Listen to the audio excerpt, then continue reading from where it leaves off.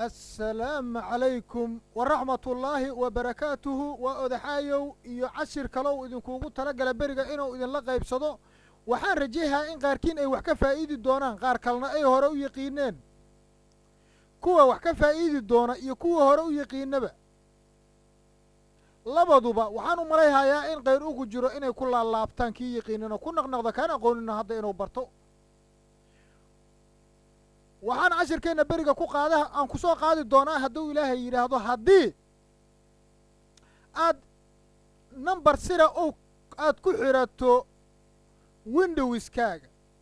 ood ugu tala gashay wixii marti ku ahna qayb inay ka tagaan qaybta kalena adigu aad gaar ahaan u lahaato maadaama aad rabto waxyaabaha adiga khasuusiga kuwa ku gaarkaa inaan qofka kaaga imaanin marka oo aad baaswaar ku xirto erey sirriyahaad ku xirta mugga ereygaa sirriyadoo mugga aa ku xirtay waxaa kaa qabsaday in aad ereygii maadaama aadan muddooyin adoona isticmaalin oo gastiga wakhti meesha ilaahay kuuguma darnaado loogu adugu tala gashay martida adoo ayaan isticmaalayay inaad nambarkii hilmaamtay haddaad meel ku qortana waxaad istiri ama laga daba tagaaho qof u aragtaa marka waa hilmaamtay nambarkii ama magicii ama wixii markaa sirta kuu ahaayeed ku furahaysa windowskaaga eberey naqdeen waa geli weyse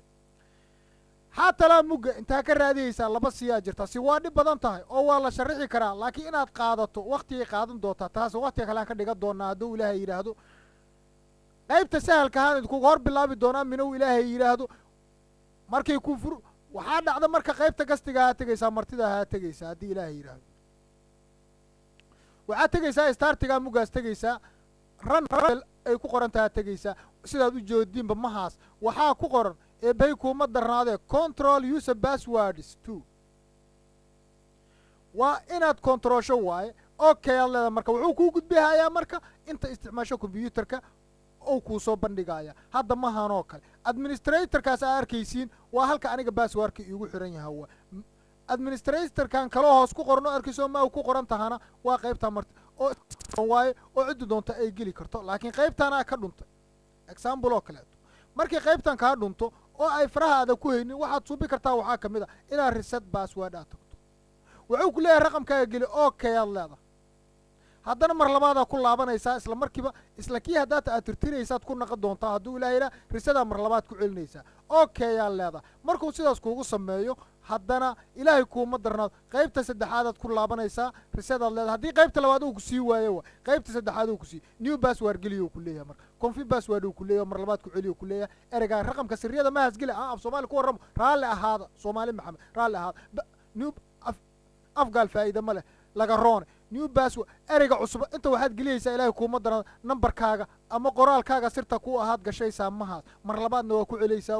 waa u adkayaysaa inay kaa saxsantooda wax kaa qaldaneen okay aad leedahay muggaas wixii ka dambe nambarkii iyo wixii markaas kaaga xirnaa mihii waa ka baxeen ka cusuboo hadda gelisay aa kuugu jiro wasalaamu calaykum waraxmatullaahi wabarakaatuhu waa wiigiisa kale hadduu ilaahay yidhaah waxaan baran doonaa oon isku dayayaa hadduu ilaahay yidhaahdo inta taqaana waaba taqaanaa intaan aqoonin inay bartaan sida carruurta internetka khatarta uga imaan karta looga ilaaliyo waxaan wiigga kusii xiga insha allah baran doonaa hadduu ilaahay yidhaahdo khatartu carruurta keliya kuma koobna waxay ku jiri kartaa aabbaha guriga hooyadana mas-uuliyadaha ka saaran internetka maadaama uu khataro fara badan leeyahay waxaa dhacda qaybahaas oo kala duwan oo lama u kala qaybiyey wiigag soo socdaan ka hadli doonaa hadduu ilaahay yidhaah wiiggaanna intaasay noogu sinaanaysaa waana mahadsantihiin wasalaamu calaykum waraxmatullaahi wabarakaatu waa xaayo oo idin dhahaaya waa inoomu kale minii ila behey idmo mac salaam